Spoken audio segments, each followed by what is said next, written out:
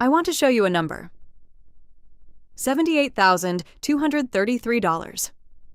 That's what the average American household spent last year. Not saved. Spent on everyday consumer expenses.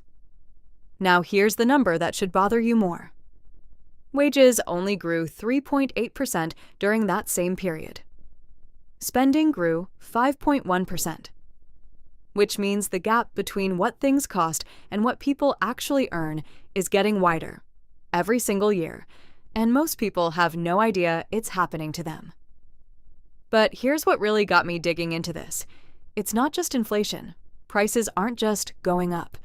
Specific things that used to be genuinely good deals have quietly flipped into financial traps. The math on them has changed. The value has dropped. The price has climbed. And millions of people are still paying. Out of habit, out of convenience, out of not stopping to run the numbers. I did run the numbers. And what I found was this. The average American household is bleeding $10,000 to $20,000 a year on purchases that are delivering a fraction of the value they used to. Today, I'm breaking down 12 of them. Some of these you'll expect. A few are going to genuinely surprise you, but all of them share the same problem. You're paying 2026 prices for something that's no longer worth 2026 prices. Let's go. Number 1. Food delivery apps. DoorDash, Uber Eats, Grubhub. You already know the names. Here's the math behind them that the apps are hoping you never sit down and calculate. Restaurants get charged a commission of 15 to 30% on every order placed through these platforms. They don't absorb that cost. They pass it to you through inflated menu prices. The exact same meal you can order in person costs roughly 25% more on the app. That's before a single fee gets added. Then comes the delivery fee, the service fee, the small order fee if your cart's too light, the surge pricing when it's raining or a Friday night, and then the tip, which the app is very good at nudging you to increase. A $12 meal at the restaurant becomes $22 on the app. That's an 83% markup for someone to drive 10 minutes. And delivery prices have climbed another 8 to 12% since 2023 alone, according to industry research. Here's where the real damage happens. The apps aren't designed for occasional use. Every interface decision, the one-tap reorder, the DashPass subscription, the push notifications at 6 p.m. when you're hungry and tired, exist to turn occasional users into habitual ones. Someone ordering delivery just twice a week, spending $15 more per order than they would cooking or picking up themselves, burns through an extra $1,560 a year. That's not a rounding error. That's a car payment. That's a vacation. That's real money disappearing into an app that's optimized to make you not notice. Occasional delivery? Fine. The weekly habit? That's a wealth transfer, dressed up as convenience. Number 2. Brand new cars. The average new car price in the U.S. right now sits around $48,000. The average monthly payment on a new car loan hit $738 in late 2025, according to Edmunds. That's $8,856 a year, before insurance, gas, or a single oil change. And here's the part that should stop you cold. The moment you drive that $48,000 car off the lot, it loses roughly 20% of its value. Not after a year. Right then, on the way to the first stoplight, you've already lost close to $10,000. By the end of year 1, depreciation typically eats 25 to 30% of the car's original value.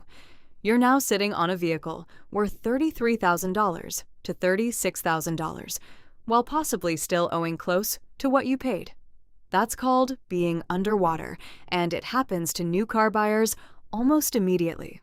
The smarter play has always been to buy a car that's 4 to 6 years old. It's already swallowed the steepest part of the depreciation curve. Modern vehicles, maintained properly, comfortably run 150,000 to 200,000 miles. You get years of reliable driving, and when you eventually sell, you lose a fraction of what a new car buyer lost. The data on wealthy Americans is consistent on this. The typical millionaire drives a Toyota, Honda, or Ford. The median price they pay for a vehicle is around $31,000. They've made peace with the fact that a car is a tool for getting places, not a financial statement. New cars in 2026 are one of the most efficient ways to destroy wealth that exists. The monthly payment feels manageable. The total cost of ownership is brutal. Number 3. Sit-down restaurants as a regular weekly habit. Let me be clear up front. I'm not talking about going out to celebrate something, or date night, or a genuinely special experience. That has real value, and I'm not here to take it from you. What I'm talking about is the default. The "it's Thursday and nobody wants to cook" dinner out. The standing Sunday brunch. The lunch habit. Restaurant prices have jumped 35% since 2019, according to the Bureau of Labor Statistics. A basic burger at a casual sit-down spot in most American cities now runs $16 to $22. A dinner for two with drinks and a starter?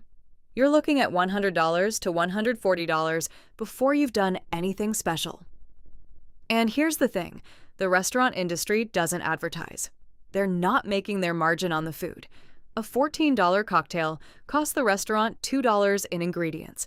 A $4 soda costs them 15 cents. The food often barely breaks even. Drinks are where the money is, and they know it. A family going out twice a week in a mid-tier market easily spends $200 per outing. That's over $10,000 a year on restaurant meals. That same family could eat genuinely well at home. Better ingredients, more food, actual nutrition, for around $600 to $700 a month. The restaurants aren't going to tell you their prices have outpaced any reasonable measure of value. They're just going to raise them again next year. The habit is the problem, not the occasional meal. Number 4. The streaming bundle you've accidentally rebuilt. Remember 2015? You canceled cable. You felt smart. You were paying $8 a month for Netflix and life was good. Here's where that ended up. Netflix Standard, $15.49. Disney Plus, $13.99. Hulu, $17.99. Max, $15.99. Amazon Prime Video, $8.99. Apple TV Plus, $9.99. Peacock, $7.99. Paramount Plus, $11.99. Subscribe to all of them, and you're spending over $100 a month, $1,200 a year. That's more than most Americans paid for cable, except now it's fragmented across 8 apps, and you need a spreadsheet to track what's on where. This wasn't accidental. The content fragmentation was engineered to force multiple subscriptions. The show you want is on one platform. The sequel lands somewhere else. The live sports you care about require a completely separate package. They rebuilt the cable bundle piece by piece and handed you the bill in installments small enough that most people don't notice the total. The average American household now subscribes to 4.5 streaming services, according to Deloitte's 2025 Digital Media Trends Report. Here's the fix that most people refuse to do because it requires patience. Rotate. Subscribe to one service. Watch everything on your list. Cancel. Move to the next one. You access all the same content, just sequentially instead of simultaneously. Your bill drops from $75 a month to $15. The streaming companies are counting on your need to have access to everything at once. That psychological need is costing you $700 a year. Number 5. Fast food. The value proposition of fast food was always and only one thing. Cheap. Not healthy. Not good. Cheap and fast. That deal no longer exists. A Big Mac meal at McDonald's runs $12 to $15 in most American markets. A Chipotle bowl is pushing $15. Taco Bell, historically the cheapest option standing, is now $10 to $12 for a basic order. Fast food prices have increased 55% since 2019. For $15, you can cook a real meal. Actual protein, vegetables, carbohydrates, food with nutritional value, in about 20 minutes. The time argument that fast food depends on has essentially collapsed when the alternative is that fast. What's left? You're paying premium prices for food that's engineered to be temporarily satisfying and nutritionally empty from a company that has figured out you'll keep paying regardless of what they charge. The habit costs the average regular fast food customer $3,000 to $5,000 a year. That's money spent making yourself less healthy. There's no version of that math that works. Number 6. Upgrading to the latest tech on release cycle. The new iPhone drops. It's $1,199. It takes marginally better photos than the one you already own. The screen is technically a few nits brighter. The chip processes things faster, for tasks that were already instant on your current phone.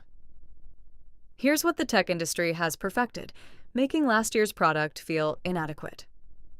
Not by making this year's product dramatically better, but by making you feel like you're falling behind if you don't upgrade. The honest truth is that for the way most people actually use a smartphone, calls, texts, social media, photos, maps, an iPhone 14 and an iPhone 16 are functionally identical. The real-world experience is the same.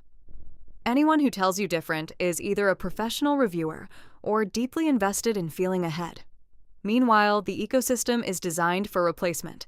Software updates slow older devices. Battery degradation is baked in. Repair costs are deliberately close to replacement costs. The smart move: buy a refurbished phone 1 or 2 generations back. It costs roughly half the price. It does everything you need. The performance gap that exists on paper doesn't exist in your daily life. Someone upgrading to a new flagship phone every 2 years loses roughly $600 a year just in depreciation. Over a 10-year career, that's $6,000. Spent chasing specs you can't actually feel. Number 7. Expensive weddings.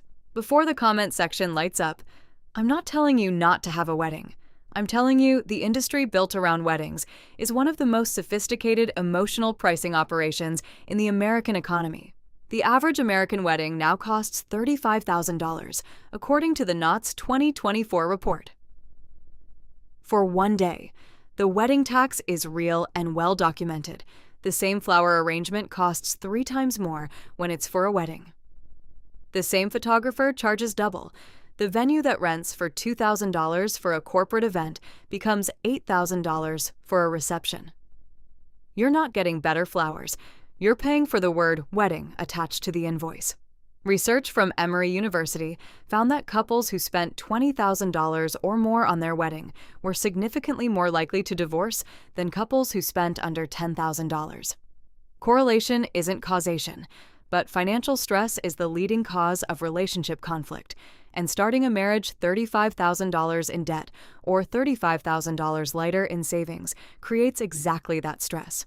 A meaningful wedding doesn't require financial devastation. Courthouse ceremony, plus a great dinner with the people you actually love, is legally identical to a $35,000 event. The marriage certificate doesn't know the difference. If you can afford a big wedding from savings without touching retirement contributions or emergency funds, spend whatever you want.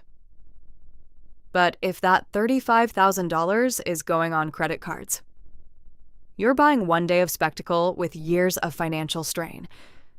The photographs won't pay your rent. Number 8. Debt-funded vacations.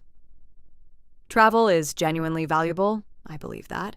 New places, new perspectives, disconnecting from routine. These things have real impact on your mental health and quality of life. But here's what's become normalized in America in 2026.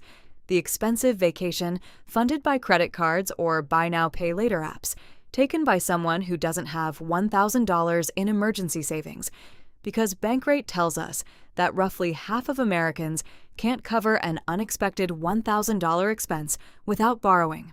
A domestic flight that cost $250 in 2019 now costs $380 to $420.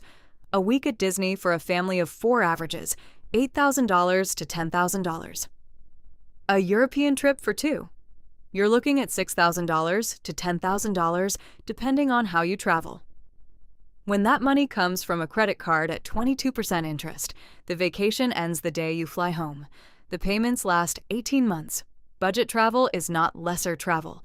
A road trip through national parks, an Airbnb in a city you've never explored, off-season timing, cooking some meals instead of every meal at a restaurant. The memories are the same quality. The financial hangover doesn't exist. Travel within your actual means. The experience counts regardless of the price tag. Number 9. Buy now, pay later. Affirm, Klarna, Afterpay, Sezzle. They've embedded themselves everywhere. Fashion sites, electronic stores, Amazon, even grocery checkouts now. The pitch sounds harmless. Split your purchase into 4 payments. No interest if you pay on time. Easy. Here's what's actually happening. These platforms exist because they're profitable. They're profitable because of a well-documented psychological effect. When you break a payment into smaller pieces, you spend more. Research shows BNPL users spend 10 to 40% more than they would if they paid up front. A $200 purchase feels like a real decision. 4 payments of $50 barely registers. The total becomes invisible. Nearly 40% of buy now pay later users have missed at least one payment, according to Federal Reserve research. Late fees accumulate. Some services charge retroactive interest on the full balance if you miss a payment. The free financing turns into expensive debt, fast. The underlying principle hasn't changed. If you can't pay for it in full today, you can't afford it today. Full stop. Houses and cars are different. They're assets with long utility horizons. But financing a jacket, financing a kitchen gadget, financing a skincare routine, that's borrowing against your future to pay for something that'll lose its appeal before the last payment clears.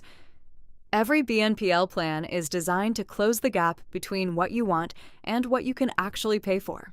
That gap is information. It's trying to tell you something. Number 10. Brand name products over store brands. Tide versus the Costco store brand. Advil versus generic ibuprofen. Cheerios versus the O's in the bag. Heinz ketchup versus the store label. The quality difference in most of these categories is negligible to non-existent. Generic ibuprofen contains the identical active ingredient at the identical concentration as Advil because the FDA requires it. Consumer Reports testing has repeatedly shown that store-brand cleaning products, pantry staples, and over-the-counter medications perform at the same level as national brands. The price difference is 25 to 50%. What you're paying for with the brand name is the marketing budget that convinced you the brand was worth the premium. It's a circular system. They charge more, use the money to advertise. The advertising convinces you to pay more. American households spend $5,000 to $7,000 per year on consumer packaged goods. Switching systematically to store brands saves $1,500 to $2,500 of that for products that perform identically in your actual daily life. Designer clothing takes this to an extreme. A plain hoodie from a luxury brand, $800. The same hoodie without the logo, $45. You are paying $755 for the right to display their name. You are doing their marketing for them and paying them for the privilege. Number 11. Subscription boxes. Birchbox, FabFitFun, HelloFresh, BarkBox, Stitch Fix. Cratejoy has an entire marketplace of them. There are subscription boxes for literally every interest imaginable. The model works on a simple psychological hook. People love surprises. The anticipation of not knowing exactly what's coming triggers the same dopamine response as a small gamble. It's engineered to feel like a monthly gift to yourself. Here's the economics underneath that feeling. The products inside a typical subscription box are worth less at retail than what you paid for the box. That's not a bug. It's how the margin works. You're paying a premium for curation and the surprise, not for superior products at a discount. Cancellation is deliberately designed to have friction. You have to find the right button. Go through a retention flow, sometimes call or email. The companies know that inertia pays. People keep subscriptions running months after the excitement died, paying for boxes that sit unopened next to last month's. If you want the products, buy them directly. It's cheaper. If you want the surprise experience, at least be honest that you're paying for entertainment, not value. That's a legitimate choice, but it's a different calculation than believing you're saving money. Subscription boxes are recurring revenue businesses built entirely on psychology. That doesn't make them evil. It makes them something you should understand before subscribing. Number 12. And I saved this one for last, because it's the one people get most defensive about. The daily premium coffee habit. A grande latte at Starbucks is $7 to $8 in most American cities in 2026. A venti with any customization, an extra shot, a syrup, oat milk. You're at $8 to $9 before tip. Coffee brewed at home from quality beans costs 25 to 50 cents per cup. Even if you spend $20 on a nice bag of specialty beans, you're still under $1 per cup. Someone buying a $7 Starbucks drink every single weekday spends $1,820 a year. Making coffee at home instead, about $130 a year. The difference is $1,690. Now invest that $1,690 annually at a modest 8% return for 30 years. The compounded value is over $200,000. $200,000. From coffee. I know how that sounds, and I'm not telling you to never walk into a Starbucks again. The experience has value. The ritual, the environment, the break. If you make a conscious, deliberate choice that this is worth $1,800 a year to you, that's your money and your call. The problem is that most people haven't made that choice consciously.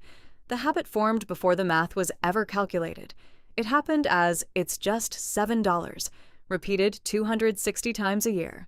It's not just $7. Run the number. So here's the thread that runs through all 12 of these. They all got more expensive. The value they deliver mostly didn't keep up. And they all depend on you not stopping to calculate what they're actually costing you per year, per decade, per working lifetime.